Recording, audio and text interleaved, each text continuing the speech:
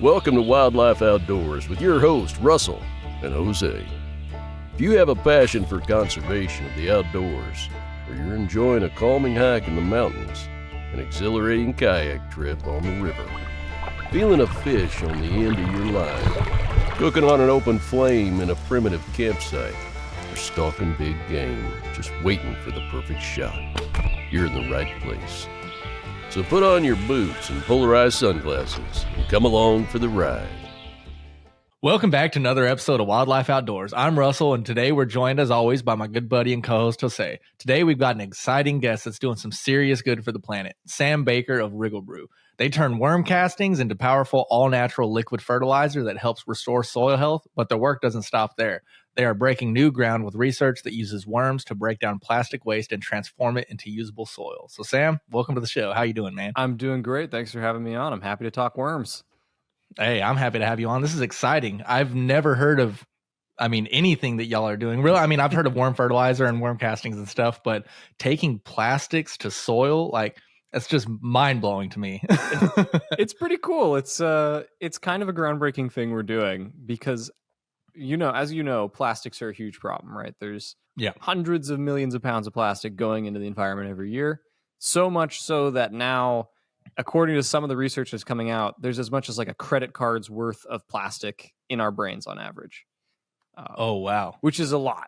I think any amount of plastic in my brain is pretty bad, but a credit card's worth that's not very good. Insane. I couldn't eat a credit card if you asked me to. Right? So is that based on trace amounts of microplastics that are just kind of built up in different parts of the brain, or how do they come up with that number? Yeah, that's in theory, that's kind of how they're getting to it. So it's you and I, every time we eat food, like we're eating meat or we're eating something, or cooking with like a nonstick pan or whatever, little bits of plastic are ending up inside our bodies. And some of them are small enough that they are able to eventually enter our bloodstream and then go through the blood-brain barrier and settle inside the folds of our brain. Oh, wow. And that's very scary. Insane. Do you know if that eventually forms a plastic deposit, or does it stay in like a microplastic form? Do you know? I don't know. My background is really more in the worms than the physiology of people, but I do know that it's a problem. And of course, in our bodies, it's very obviously something we probably don't want there. But this is also a problem in nature. Like we're finding seabirds are washing up with, on average, like ounces of plastic inside of their gullet.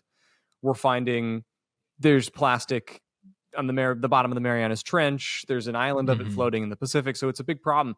And it's not going away because plastics don't break down very easily. They are extremely resilient chemically. And so the consequence is they're sticking around for years. Right. And so speaking on that, how did y'all even come across worms being able to have the ability to break down plastics? So that's an interesting part of this, because it's like, how do you put those two together? Because worms are, and we're talking about earthworms right now. Earthworms are interesting, and we see them on the sidewalk, but they're not something that's part of our lives. They weren't part of my life very much. So it wasn't actually us that put together that worms are capable of eating plastics. There were actually some studies that were published a couple of years ago, as far back as 2017, 2018, showing different kinds of larval worms and other worms being able to eat plastics as a food source. Really? And I, at the time, I was in high school. I found this very interesting, but I didn't really know, I wasn't really into that. I was into pyrotechnics, so I kind of put that aside.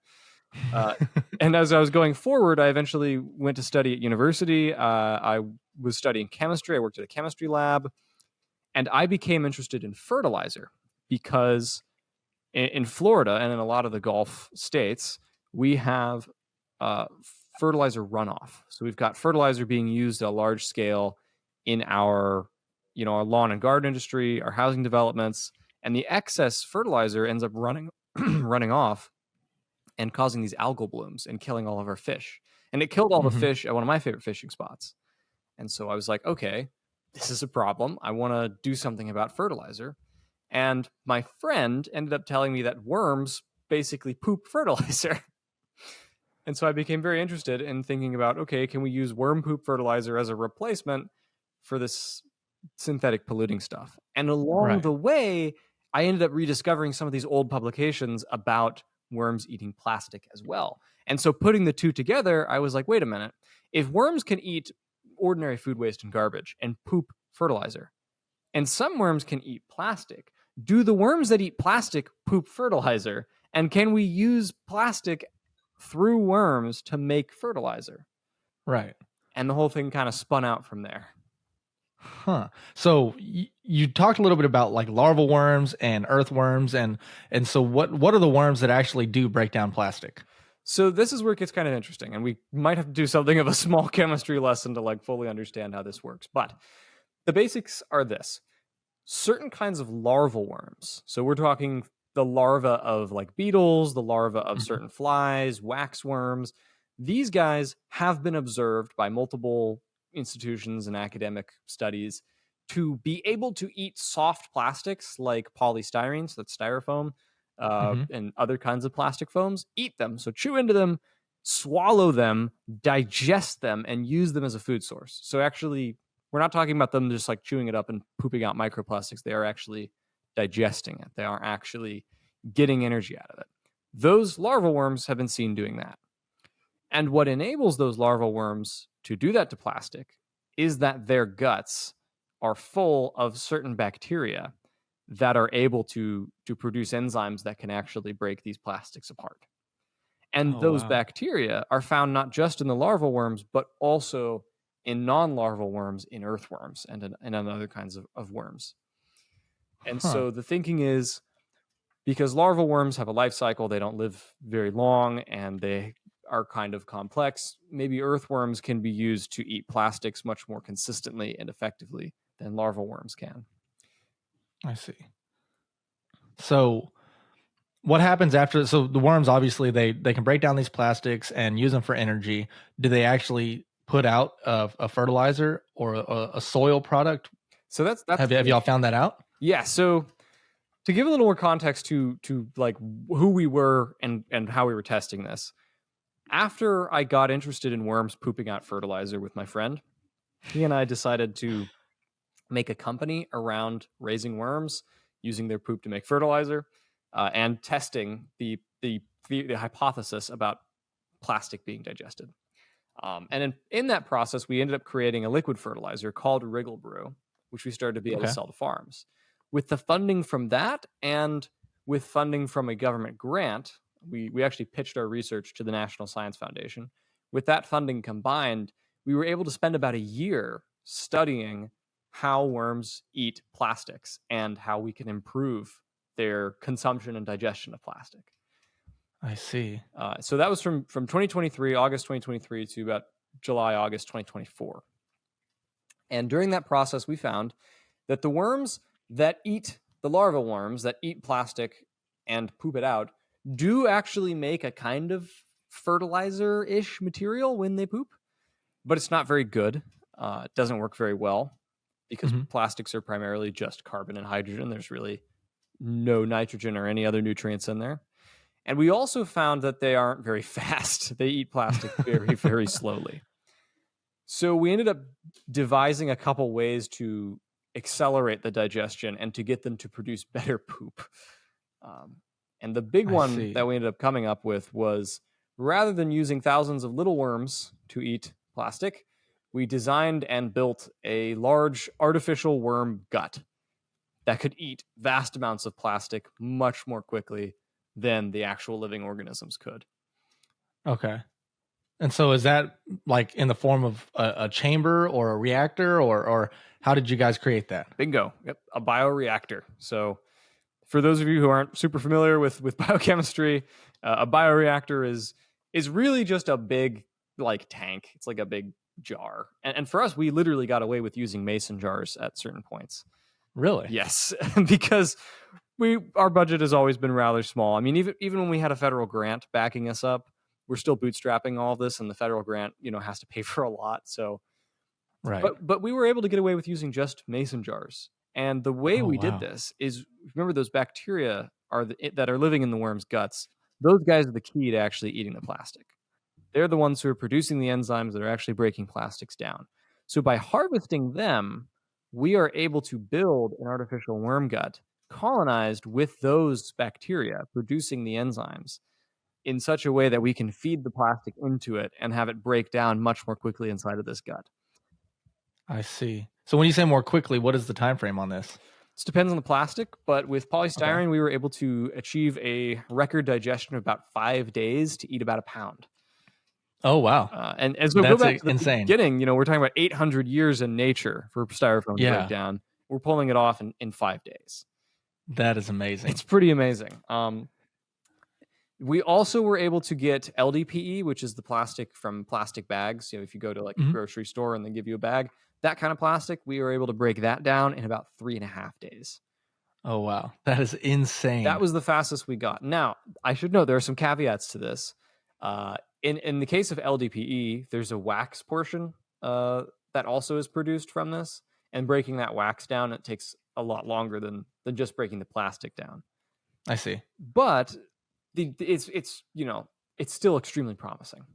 Yeah, for sure. That wax we're talking about breaks down in a matter of weeks still. So it's still oh wow, still way faster. And that is crazy. What all the plastic breaks down into? Because I know that's kind of the next question, right? Like, what does it actually turn into? Is it breaks down into a variety of basically microbial poop.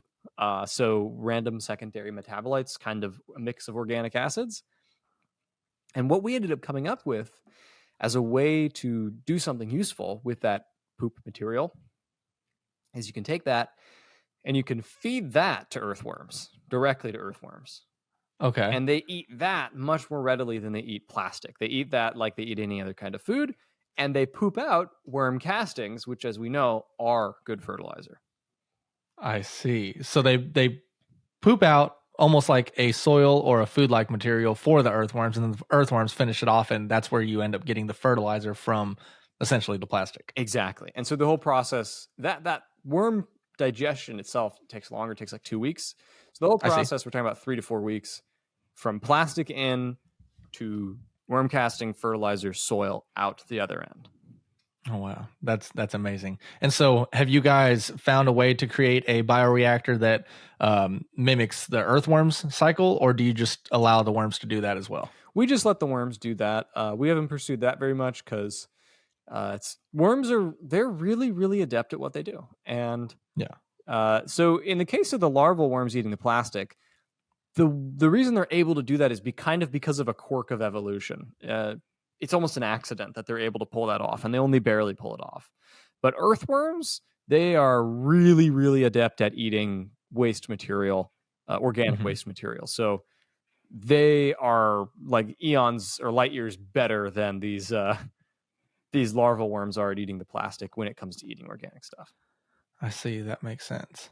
So I have a plethora of questions.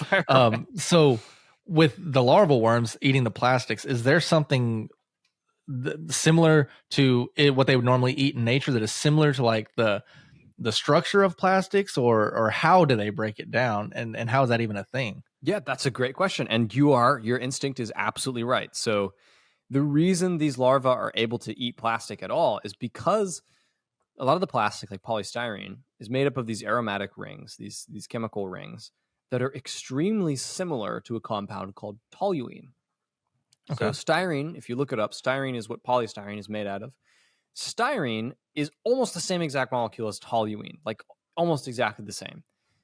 Toluene is a compound that is found naturally in the resin of some bark and some trees, and is a byproduct of some anaerobic digestion from certain organisms. So these larvae have adapted an enzyme that allows them to eat toluene as a food source, because they occasionally encounter toluene in nature or when they are themselves starting to starve. So they have a method to break it down. And it just so happens that because toluene is so similar to styrene, that if you feed them polystyrene, they can just barely eat that too. Oh, wow. And they're using the same enzymes on it. It's kind of messy. They don't really do it 100% the first time, but they are able to gain weight while eating pure polystyrene, and they poop out regular poop for the most part. That is crazy. So it goes through the process. It goes through both worms, or it goes through your bioreactor. Then it goes through the worms. What's the process after that in terms of getting the actual fertilizer from the end product? So once you actually have worm poop, the easy part is really making the fertilizer out of it, because worm poop, worm castings they're just really rich in all these nutrients. So Mhm. you can dunk that into water and go through a special process to brew it, which is actually where we get the name Wriggle Brew. I see. But you can brew it and you make what's called a worm tea out of it. Okay. And worm tea is a liquid fertilizer that a farm can use, or a garden can use, or really anyone can, that is compatible with most of the infrastructure that large farms use. They all are, designed to work with liquid.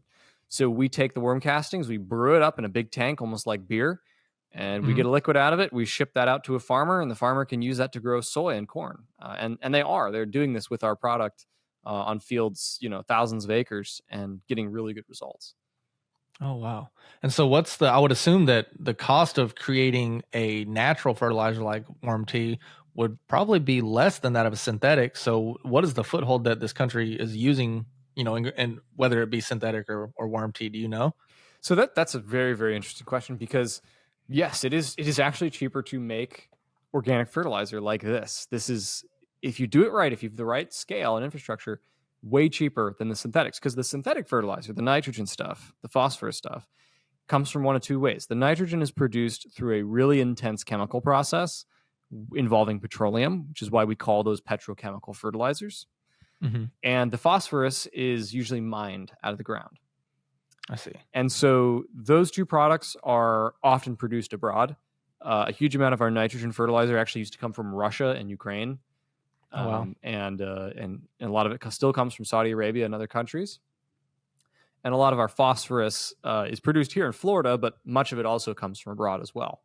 Mm-hmm. So these organic fertilizers, they, like ours, Wriggle Brew, has a big advantage. Wriggle Brew has the advantage that it's made in America, so it's not vulnerable to tariffs, which is a big concern as of late.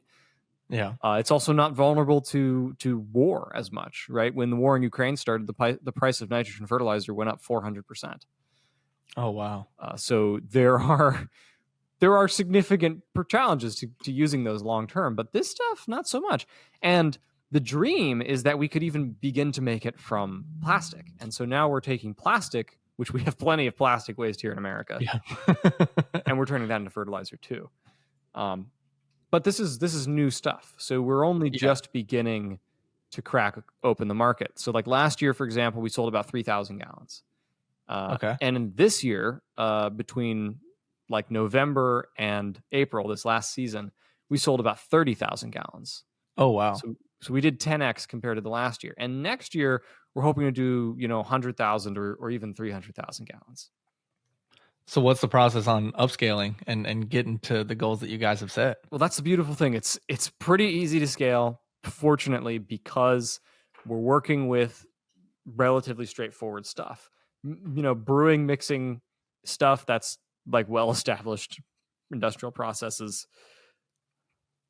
The plastic digestion, that's a lot more difficult to scale. Mm-hmm. Building artificial worm guts is challenging, but it's still not that far removed from a lot of other existing industrial processes, which means with the right funding, we can scale the plastic digestion up 10x potentially just next year. And so instead of destroying maybe 400 pounds of plastic, which is about what we've done up to now, we might be destroying, 4,000 pounds of plastic or 40,000 pounds of plastic. And then you start being able to make a dent in the local area. And if you can extrapolate that further, scale it up even more, now you start making a dent in the plastic waste produced across the whole country. Yeah, that's crazy. So, I mean, you don't have to share this information because I know it has to do with business and stuff, but is there anything in the works? Are you working on funding in any other ways to try to get it to where you can get to that point? Yes, we are. So I mentioned briefly, that we are bootstrapped. We haven't had any investment. We've strategically avoided investment, even though we've been asked several times, because we want to make sure that this technology makes it to market doing what it's meant to do, which is to destroy plastic. Mm-hmm. Lately, we have been going for a phase 2 grant. So I mentioned earlier we were funded by the National Science Foundation. That was what's called a phase 1 grant.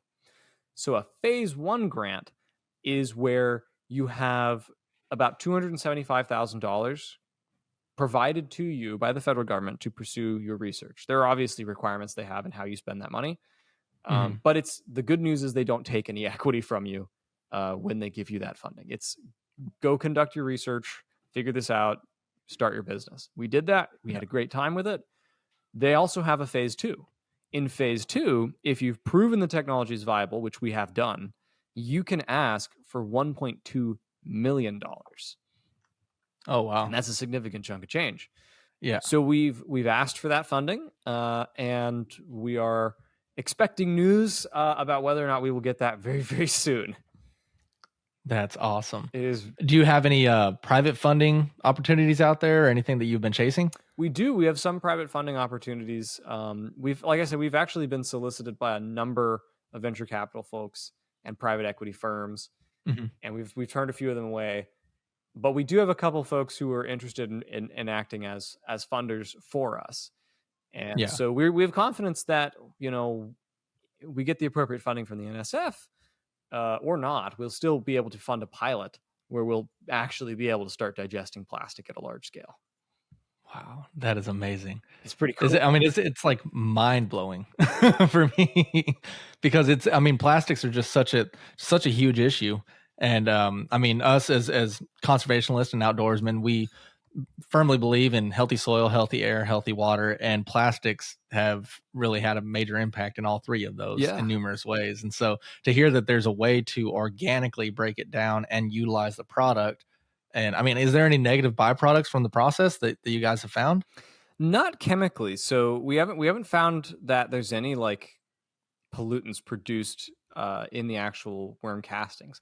There are emissions produced by this. Like it does make CO2. Whenever you're talking about digestion or biological activities, it's kind of like having a herd of cattle. Like they're going to fart a lot. Yeah. They're going to fart. They're going to burp. Yeah. So there's CO2 that comes out of it, which is a natural emissive thing. But we are also producing fertilizer, and fertilizer is used to grow plants, which themselves tap in and sequester carbon. So exactly, there are elements of it that I think, nothing is without cost. But I think in exchange for getting rid of some of the most noxious and horrible pollutants, it's a good exchange to turn them into some CO2. Oh, absolutely.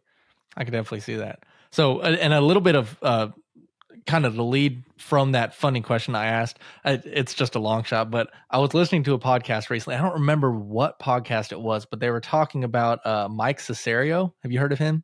I have not. So he's the guy that started up Liquid Death, the water company. Yeah, I know Liquid Death. Yeah, you always see them at concerts. Yeah, exactly. So their idea came from, I don't remember exactly what it was, but it had something to do with death to plastics. And so when I was listening to that podcast, kind of thought about it, and I was like, I have Sam coming on the show soon. I was like, I wonder if he's even tried to reach out to, maybe a partnership of, even if it's not them or another company that kind of has something to do with death to plastics or along the lines. Like, have you ever thought about going for maybe a partnership with another company like that? That's a great idea. And I hadn't thought of that. And I'm going to remember that because Liquid Death is very popular and yeah, it is. So it's an interesting question. I have actually talked to a lot of heavy hitters in the sustainability world. I can't talk about all the companies that I've talked to. I've talked to some of them who are, you would recognize the name. Yeah. Some of the ones that are more interesting that I can talk about. I've talked to some big beverage. I've talked to the sustainability heads of several big food and beverage companies, some of the biggest ones, and they have been very interested in this. Several large grocery store chains have been very interested in this process. We have been especially interested on my end. I've really wanted to talk to some of the folks who are doing ocean cleanup stuff. So, I don't know if you know Mr. Beast. Yeah, probably do. Yeah. But he's doing some, or has done some ocean cleanup stuff. There are others doing ocean cleanup where they're going out with these big boats and they're sweeping the ocean with these robotic arms to pick up plastic. Oh, wow. I want to work with those guys, not because it's really profitable or would make money, but just because I love the idea of interdicting plastic out of the ocean, pulling it back out and eliminating it and turning it into soil that's going towards making, crops that because that hits it on both ends. It's getting plastic out of the ocean, and then it's preventing fertilizer runoff from ending up in the ocean by creating an alternative to it. So you hit it on both ends. And that is really elegant to me. And I really want to be a part of that. But it's kind of hard to like contact people. I'm really bad at marketing myself and branding this. That's tough, man. Yeah, I'm not the best at that. And when it comes to social media and stuff, I'm just like, I'm horrible at all this. And so I just like coming on here and talking to people and learning new stuff. And the fact that we cover things that have to do with conservation and bettering the earth, like I'm all about that. But past that, I'm not really the best at marketing myself, marketing the business, doing social media stuff. It's tough. There's some people that just have it, and I'm not one of those people. Yeah, I mean, I get bored of listening to myself after a while. Right. I mean, I like to talk and about worms, but it's challenging, man. But I will say this, I think there's a lot of really cool opportunities to partner with people going forward to be like, hey, you're doing this with plastic. Let's plug that in to what we're doing, digesting it. Right. Oh, you're a beverage company. Let's take all your excess plastic from your production line. You're a grocery store. Let's take all your excess plastic bags. Because there have been documentaries where you're talking about like, big named chains, retail chains, who I shall not name, have had their plastic bags like ending up in Taiwan or Thailand, rather, right? Or like Southeast Asia or in China. Like all this waste is just going to third world countries and it's ending up in the rivers, and it's killing a lot of really unique organisms. So we can be a part of slowing that down or even stopping it in some cases. Yeah. So wherever I can find these conversations, I gotta try and make it happen. Absolutely. So what are some of your biggest challenges in trying to get to your end goal? I think the big one, aside from the fact that we have no money, is just getting, like I said, getting in contact with people, believe it or not, getting in contact with people who have the plastic. Yeah. So I've talked to our local waste disposal, like city government and county government. They're interested, but they like want us to pay to come pick up some of their plastic. Which is we can't really do that because we're a couple of guys with bootstrap funding. In some cases, it's like, oh yeah, we'll pay you to take our plastic away by the ton. We're not quite there yet. We're bridging that gap right now. So it's making that leap from we can do a couple 100 pounds at a desktop scale, at a benchtop scale, to you guys are going to give us 1 or 2 to 3 or 4 or 5 tons a day. There's a big staircase in between those two things. Exactly. Not only just for working with that, but transporting it and just the logistics of that. And I mean, that's a lot to handle. It is. And there are so many barriers to doing business and expanding business everywhere we go. Like the city wants its tax, the county wants its tax. They have different regulations on, where is your building located? And then there are lots of important but difficult to navigate regulations on emissions and on things of that nature. So really, really challenging. It's a long upward fight. Just like, even though the science is proven, even though the chemical pathway exists, there's still a huge mountain that's got to be climbed. Yeah, absolutely. But it seems like the end goal is definitely well worth the fight. And we're happy that, there's men out there like you that are trying to figure it out. Well, I appreciate, when there are problems like this, facing not just us, but the entire natural world, at some point we have to stop going, well, that looks bad. And we have to actually stand up and fight and do something about it. Yeah, there's absolutely that like famous quote, like the best time to solve the problem was 20 years ago. The second best time is now. Yeah. It's now, right now. Exactly. And plastic is a huge problem. So now I'd like to tell you about a couple of our sponsors. First, we have Bucked Up. When you're out in the wild, whether you're stalking a trophy buck, casting for that elusive bass, or trekking through rugged terrain, you need more than just grit. You need fuel that matches your passion for the outdoors. That's where Bucked Up energy drinks and supplements come in. Crafted for those who live life on the edge, Bucked Up offers a range of products designed to enhance your performance, endurance, and recovery. From the early morning hunts to the late night fishing trips, Bucked Up has your back. Use promo code WLO20 at checkout to receive 20% off your order. Explore their full range of products by clicking on the link in the description. Next, we have Foretold Coffee Company. Start your adventure with a brew as bold as the journey ahead. Foretold Coffee Company crafts ethically sourced small batch roast for those who find peace in the wild. Founded by Army veteran Joshua Sandoval, each cup reflects resilience, exploration, and the spirit of the outdoors. Whether it's the light Peruvian cocoa, the medium El Salvadoran bourbon, or the dark Mexican honey, each cup is perfect for the base camp mornings or fireside evenings. Subscribe to their monthly coffee club for 10% off and stay fueled for every expedition. To learn more, visit foretoldcoffeeco.com. There's something that we like doing. It's a little bit of fun we like to have on the show. We like to have a little trivia, and we try to formulate questions based on the interest of both of the contestants, whether it's me against the guest or Jose against the guest. So before we get into that, Jose, do you have any questions before we get to there? No, man. I'm good to go. All right, perfect. Well, I have a series of 5 questions, and I have a tiebreaker if you guys are tied at the end.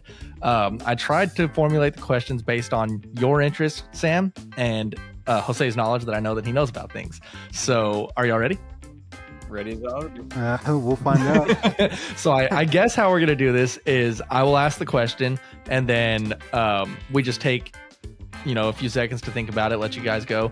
Since Jose is not on video on this episode, I would normally say just write it down and hold it up, but since we can't see him, that wouldn't really work. So we will just use the honor system this time, and y'all will just say, and then they're all multiple choice, and you just say your multiple choice answer after both of y'all say you're ready, and we'll go from there. How's that sound? Let's do it.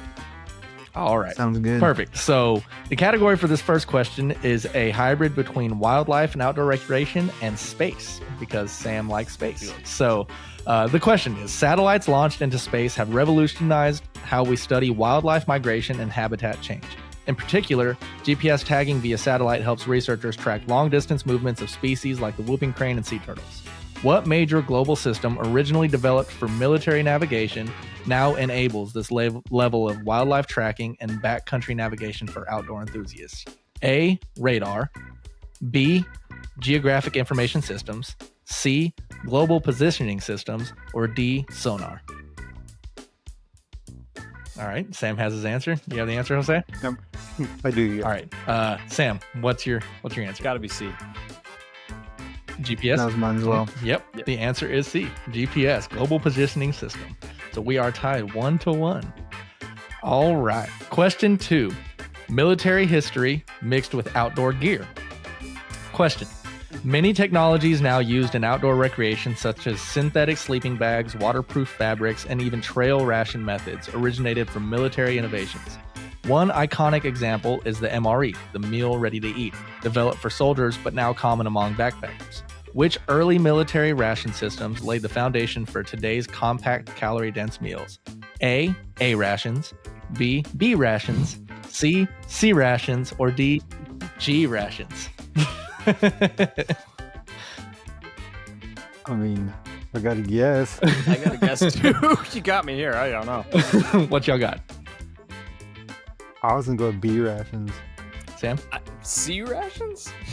The answer is C rations. Okay. Hey, when in doubt, go for C, right? Yep, that was always my answer in Dude, text. no, I was going to do that, but I was like, nah, I'm not going to do that. I think was it A rations were like candy or something, and B rations were candy? I don't remember. I honestly have no clue. I didn't get an explanation on that one. C rations. Sure. Yep.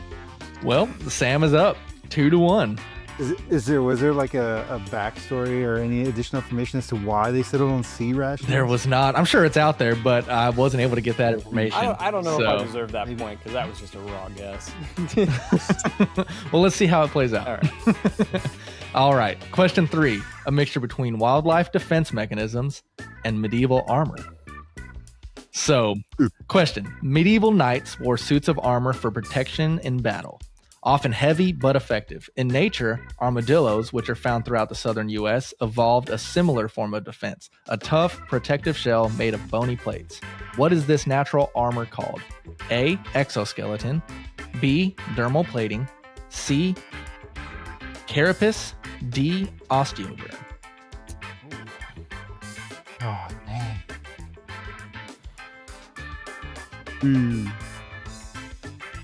Can you repeat those, please?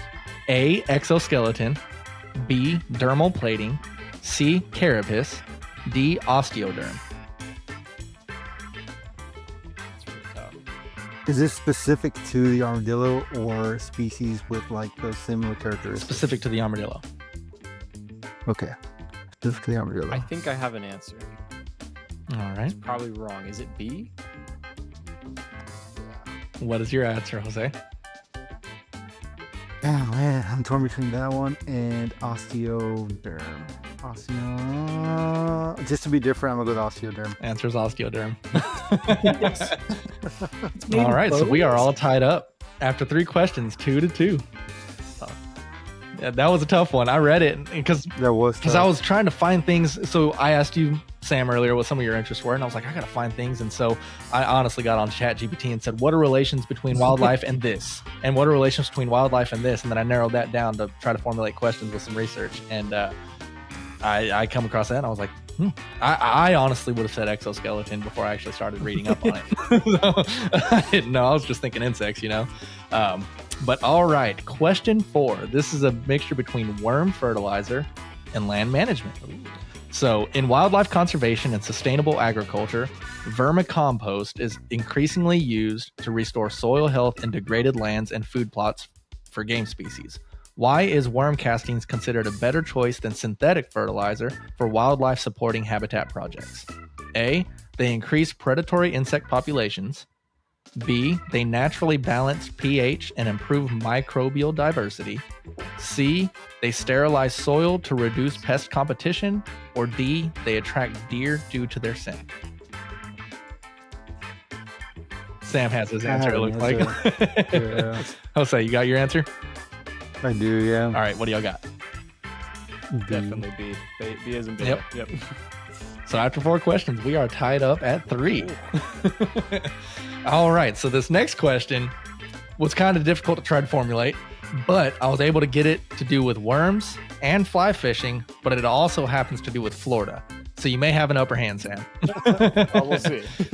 All right. It's like all over the place. Oh, dude, it is. So in certain tropical regions, including Florida, one of the most spectacular fly fishing opportunities arises during the Pololo worm hatch, a rare natural event where thousands of these marine worms swarm the surface to spawn, usually synchronized with lunar cycles. This hatch creates a feeding frenzy among tarpon, which are normally selective and wary predators. Fly anglers tie patterns that mimic these worms in hopes of enticing a strike during this short window of opportunity. What natural phenomenon primarily triggers the mass spawning event of Pololo worms that leads to this world-renowned tarpon bite? A, sudden drops in water temperature. B, full moon phase and specific tidal conditions. C, increased salinity due to dry season runoff. Or D, high barometric pressure and overcast skies. Wait, before we answer, Sam, have you heard of this I have before? not. Have you, Jose? Neither. I've never even heard of Pololo. Dude, so there's a That's the first video. one. I don't remember who filmed it. I want to say it was probably Yeti Presents or something like that. And they filmed a video on the Pololo worm hatch. It is insane. Like, definitely on my bucket list of things I need to go do. I want to see that because I've never heard of it. I mean, tarpon are really sought after, so that's interesting. But Yeah.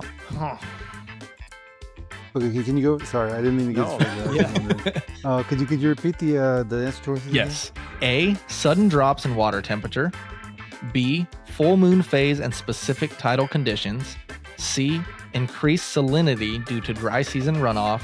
Or D, high barometric pressure and overcast skies. I guess I got an answer. I'll say. Yeah, this is totally shot in the dark, but yeah. All right, what y'all got? B, because you mentioned. That was my guess too, but I'm gonna go with C.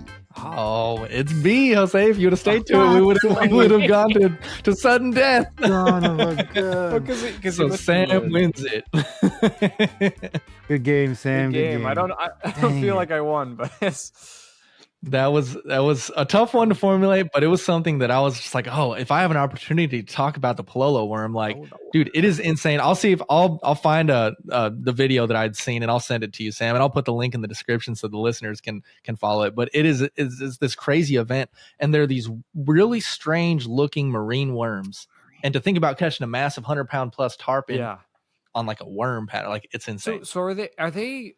and this is where I need to probably do some research. Are they annelids? Are they like the same kind of worms that earthworms are and leeches and others? That I'm not sure. Have Let's to look it find up real out. quick because I am curious. Palolo Hello. How do you worm. even spell that? Pallolo. You're asking if it's an annelid? Yes. Let's see. So it is a Palolo viridis, commonly known as the Palolo worm. It is, in the phylum Annelida. So it is a relative of the earthworm. Yep. Fascinating. So they very interesting creatures. But yeah. So looks like Sam won that one. We do have a bonus question if you guys want to do it just for fun. Let's do it. For funsies. I'm down. So Sam also said that he liked geography. So this one is a mixture between geography and wildlife habitats. And I know Jose knows a little bit about this subject. So I didn't put it in the main one because I didn't want to give him an advantage.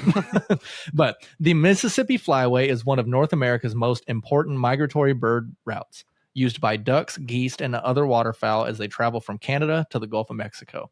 This corridor passes through both Texas and Louisiana and relies heavily on healthy wetland ecosystems.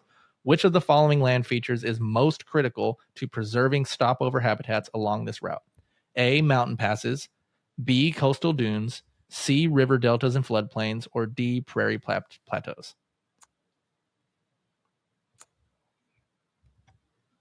I guess I have an answer. Hmm. That's a tough one.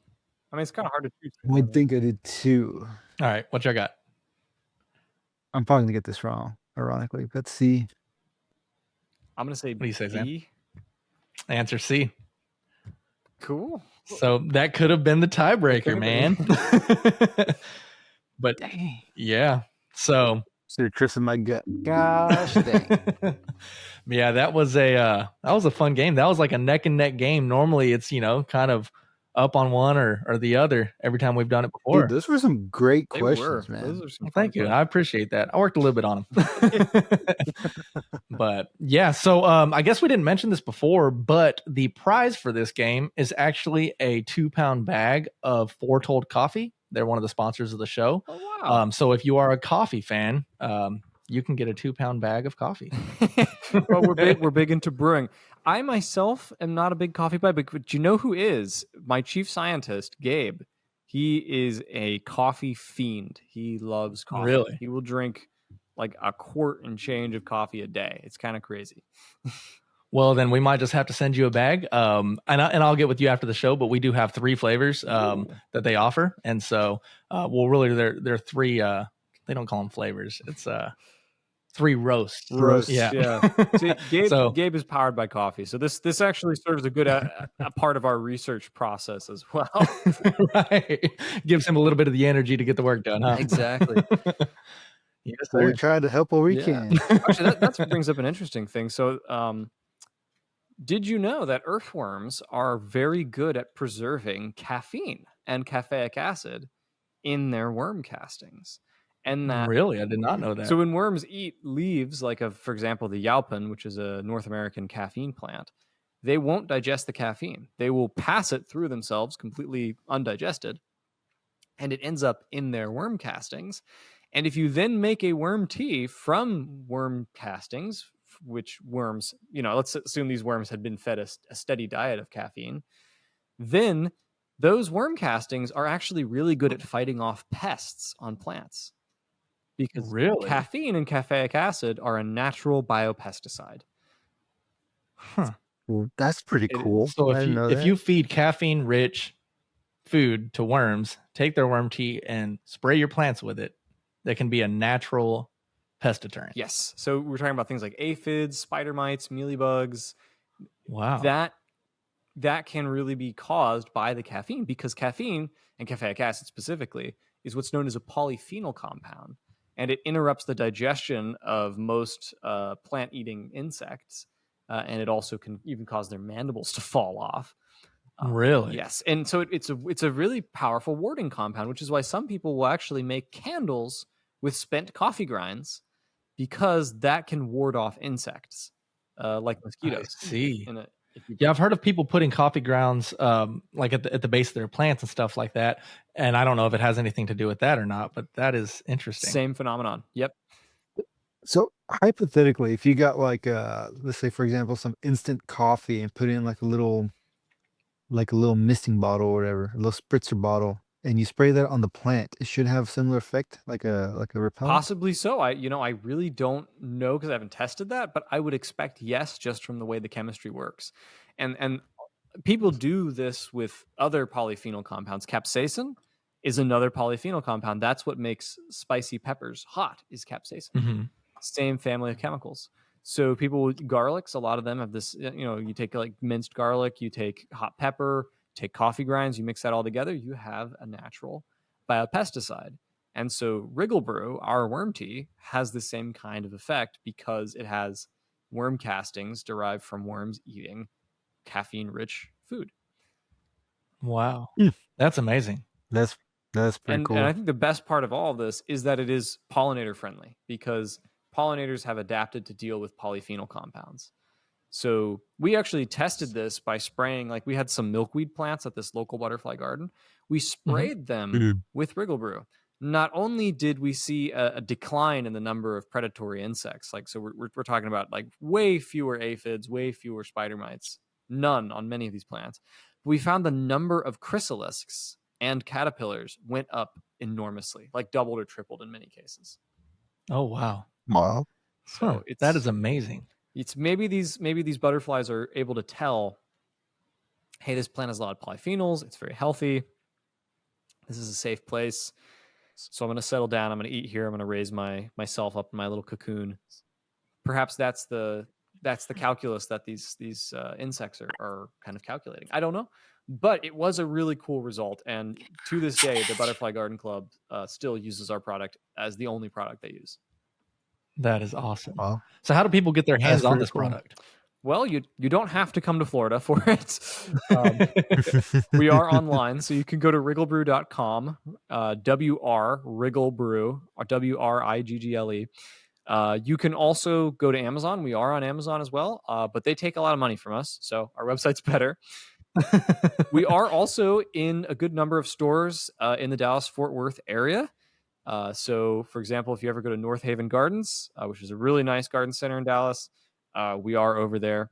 And we're getting into a few more locations throughout the state as well and throughout the rest of the country. I think we even have some stores in Utah carrying it now too. Oh, wow.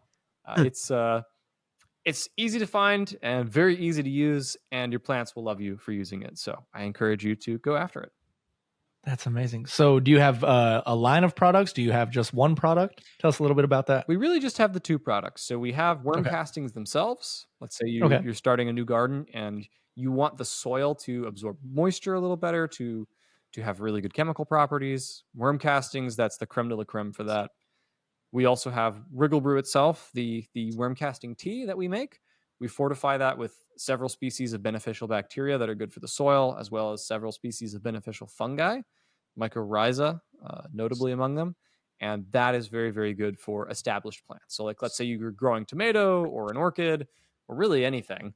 It's a great thing to get on the roots through pouring it or spraying it to help fight off pests, to help make the plant healthier, to help get a better yield, and sometimes to just make the plant look prettier.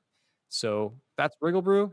And the other one is our worm castings. We call that solar soil. They're both available on our website and in stores. And I encourage you to use them because they're not poisonous. They're not bad for the environment. They're really easy to use. And like I said, your plants will love you for using them.